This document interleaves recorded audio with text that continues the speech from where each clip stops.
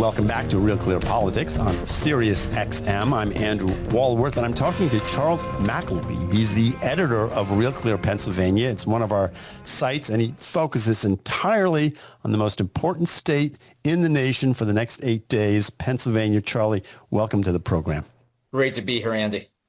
So what's going on up there? John Fetterman over the weekend was saying that Trump is stronger than ever in the state. That's something that Democrats probably didn't want to hear. But what's the state of play? So the state of play is what Fetterman said, that there is definitely the sense of enthusiasm that can be found across the working class regions of the state, where Fetterman himself overperformed when compared to other Democrats in the 2022 Senate race. So this was an interview with the Times, and he did note that palpable enthusiasm. And that makes me think of really 64 years ago. October 28th, John F. Kennedy embarked on what Pierre Salinger, his top aide at the time, called the wildest day of the campaign. And he hit all the cities that have that ethnic Catholic voting base that came out for Kennedy. And that very day, statewide, for the first time in Pennsylvania history, Democrats had a voter registration majority. And in the coming days, it's this very region of eastern Pennsylvania that is getting targeted by Trump, and in counties like Luzerne that are flipping red because of the descendants of those voters who turned out for Kennedy that year, but they're now trending Republican. And so that's showing up in the registration numbers, which a lot of people have focused on. The Republicans have made great gains in terms of voter registration. What about the get out the vote effort there on both sides? Because we talked about this earlier in the program, how important it is in these waning days that may be, when the polls are this tight, that may be the thing that makes the difference. So in the abbreviated Harris campaign, she inherited that Biden campaign infrastructure, which did have a robust field organization across the state, 50 offices statewide, including in rural areas, where Harris hopes to kind of replicate the Fetterman playbook of 22 to overperform among those working class voters that respond well to, let's say, Fetterman's economic populist message compared to what he views as, and has criticized as, the party's leftward turn.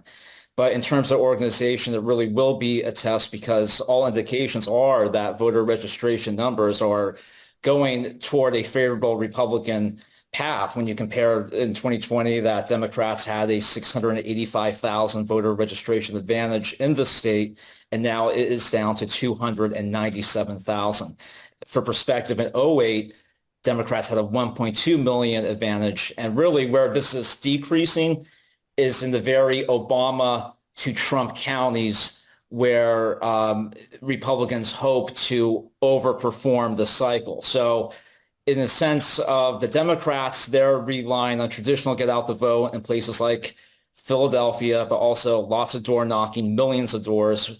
And Republicans, they also have a field organization, a lot of outside organizations, but they're also riding on that enthusiasm for Trump. And let's talk about the media, because, unless you live in one of these swing states, you kind of miss it. You guys are just inundated night and day on every platform, every radio station, every television station with political advertising right now. I don't think you can buy another ad in Pennsylvania right now. But she is outspending Trump on media in Pennsylvania and in other states. But does that really give her an advantage, or is Trump's, so well known and his brand so big that it'd be hard to beat him just through a sort of a media campaign? No, I mean, Harris, I think more than anything, when you consider the post-2016 map of Pennsylvania, all that spending isn't going to exclusively cut it. That she is looking at a demographic path, that the state has become so much more suburban, even compared to 2016. And as elections statewide and down ballot have shown in Pennsylvania since Trump's win that year, Democrats do really well in the suburbs. And that's not just limited to greater Philadelphia and the four collar counties. That's South Central Pennsylvania, places like the Harrisburg suburbs, the I-83 corridor, the Lehigh Valley. And if, let's say, Harris narrowly pulls this out, it would be because of that demographic destiny in the suburbs. And in the case of Republicans, it will be interesting to see the untested demography. So paths to victory, the Latino vote in the states. Are they mobilized in that Latino belt of Pennsylvania? Black voters in Philadelphia, and then Jewish voters in suburbs like Philadelphia, Pittsburgh, and Harrisburg.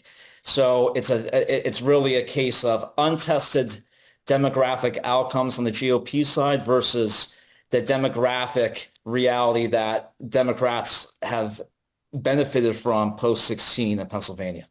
Yeah, you're listening to Real Clear Politics on Sirius XM. I'm talking to Charles McElwee. I'm sorry, I keep calling him Charlie. I don't know why, but I know it's Charles.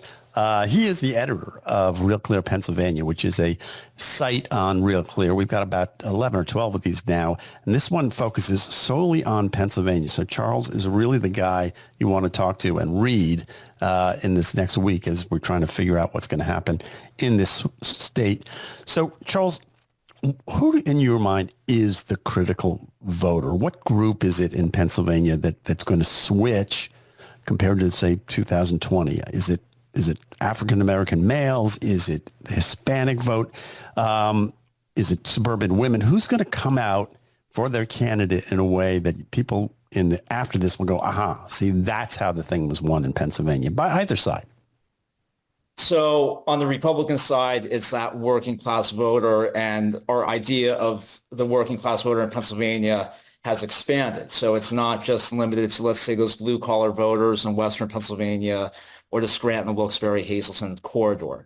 It's across the state, and it's also in places where in Eastern Pennsylvania you have Latino majority or plurality populations. How will those Latino voters turn out? Will they be engaged and mobilized to vote? And it remains unclear. And in certain cities, it may be the case like Hazleton, where it seems apparent that Latinos are really mobilized for Trump. It may be a different story in Allentown, which has a far older Latino population dating to after World War II and has long been reliably Democratic. So those working class margins, in the case of Trump, he has to outperform 20, but also do well in the suburbs of Philadelphia, which also has plenty of working class areas. On the Democratic side, it's all about the suburban voters, suburban women, younger voters, and the fact that so many suburbs here have grown since 16. And the best way to describe it, I mean, when you drive around, let's say Metro DC, for example, you see those luxury housing developments, like new town-like places in Northern Virginia. They're sprouting all over Pennsylvania too. And the people who are living there post-16, they're Democrats. They're trending Democrat. And Harris is really relying on that engaged voter base who oftentimes they work in the healthcare sector, and the healthcare sector is trending blue. Yeah. Well, we've got about a minute left here, Charles.